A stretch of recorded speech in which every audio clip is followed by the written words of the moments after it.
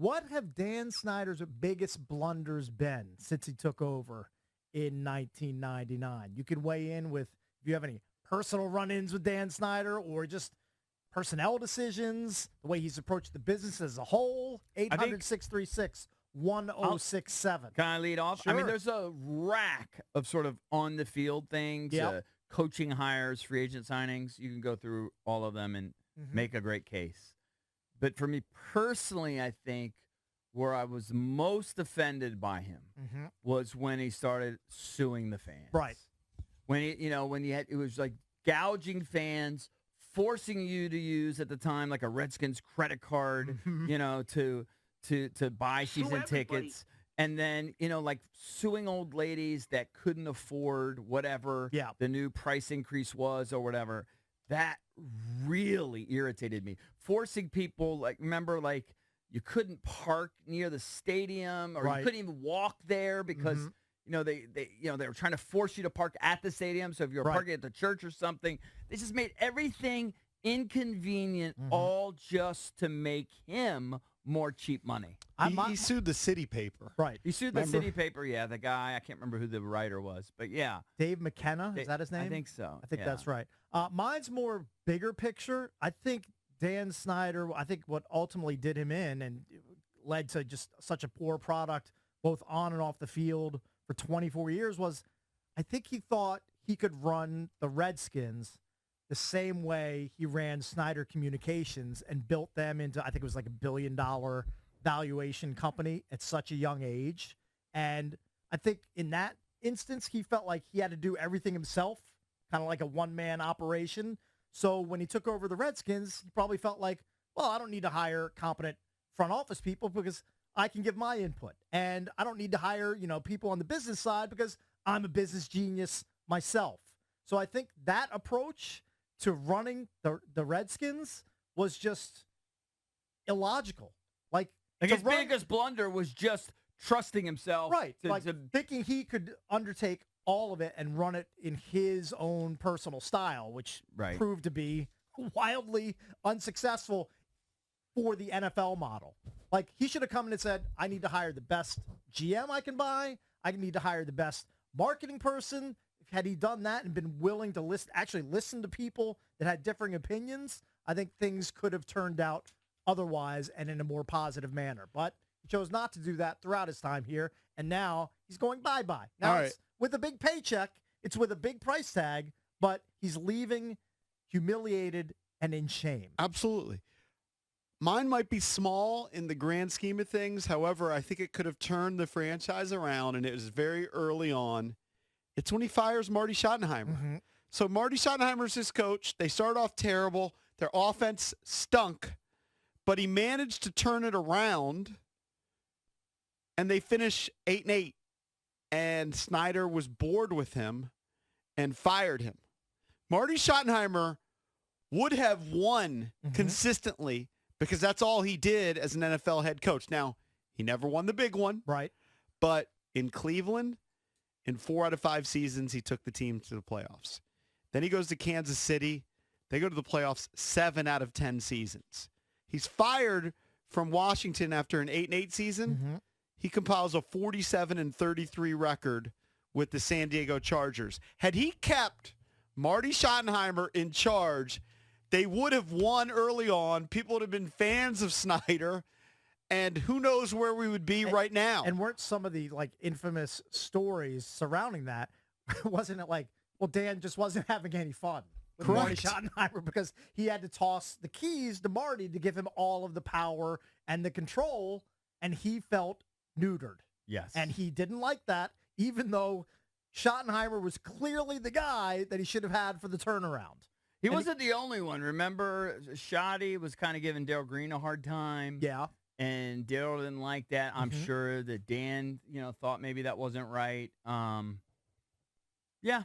I mean, definitely in hindsight, it was the wrong decision. He made so many bad decisions. And a side note there is, I think, now I've never worked within those walls, thank God, but I think there was always an element of class warfare going on inside those walls, both with the people who worked on the business side and like the players, because Yeah. there are infamous stories of Dan like being buddy with the superstars on the team, the Stephen Davises Totally.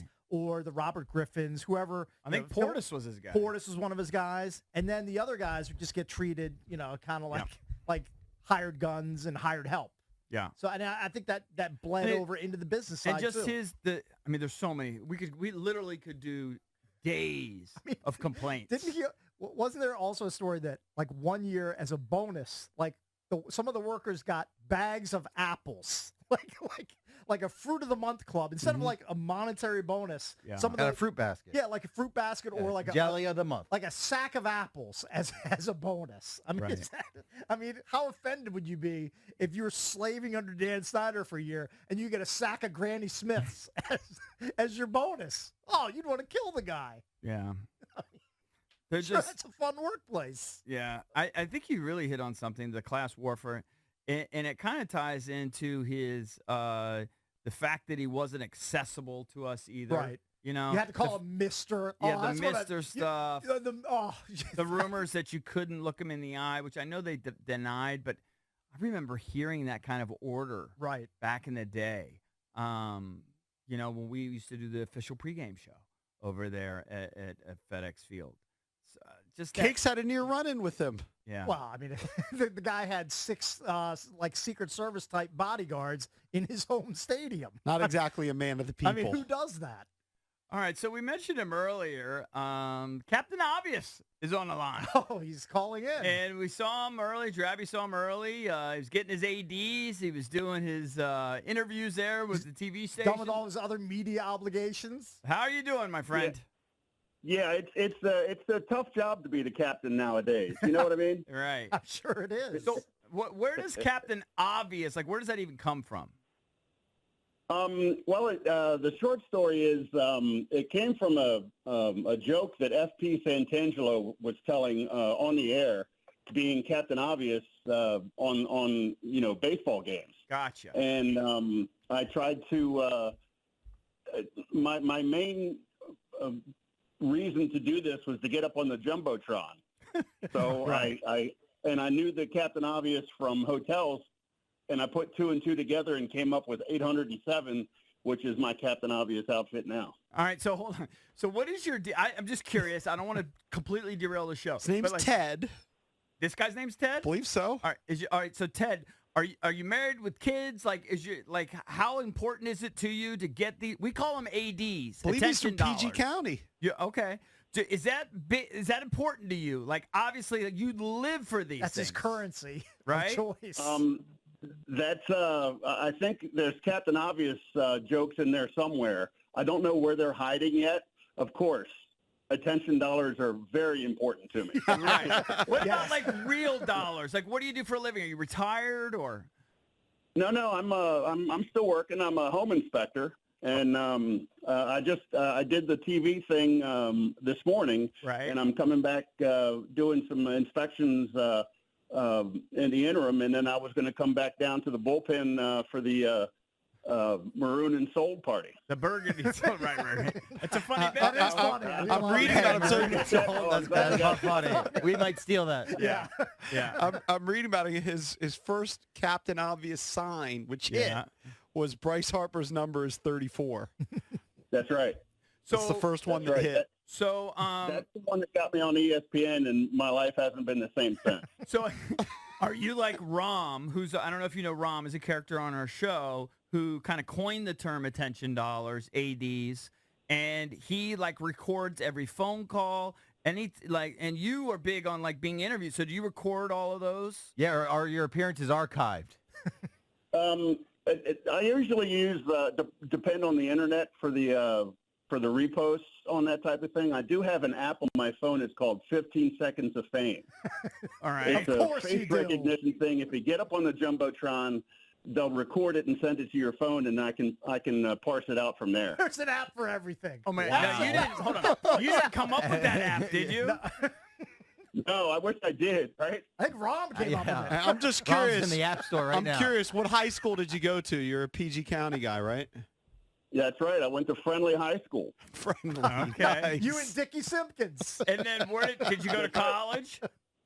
I went to Salisbury State University. You're a He pitched, seagull, silly. he pitched at Oh, Salisbury. did you? Yeah, nice. And I played rugby there too. Yeah. Oh, What? I mean, Hold you on. drink a ton. What year were you there? My buddy, how old are you? I'm 58. I was there from 83 to 88. So 5 Stupper years, was there in baby. 88. That's my guy. My guys, Rich That's Frazier right. played shortstop there, second base. Yeah. Yep. You guys might have been teammates. All right. I pitched. do you yeah.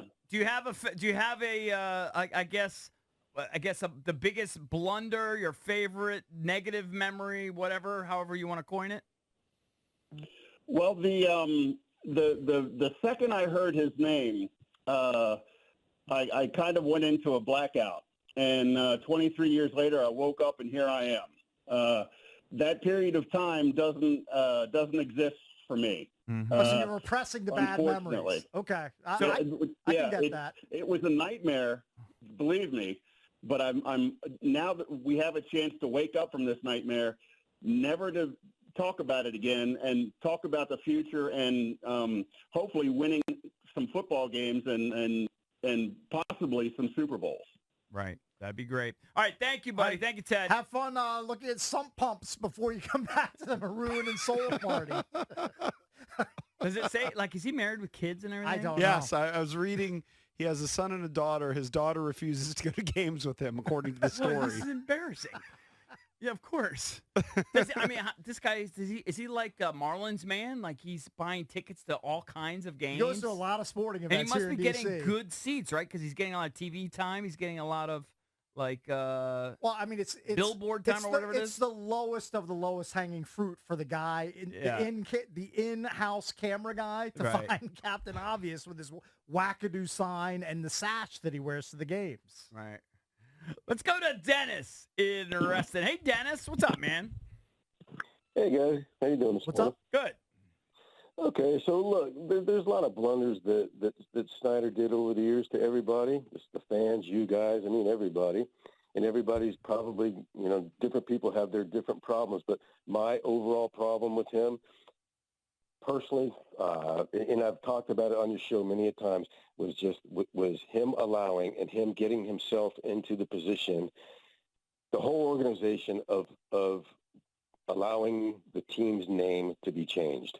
Because of things prior to that name change for years before had probably been done differently. I'm not Maybe sure he he wouldn't could have. have- Listen, I was you pro know- keep the name, Dennis. Believe me. But I'm not sure he could outrun it when the pressures on the sponsors became so great. Right, when the money He started could- getting taken out of He his could pocket. dodge picket lines. He Yeah. could dodge, sort of small groups of people that maybe were upset about it.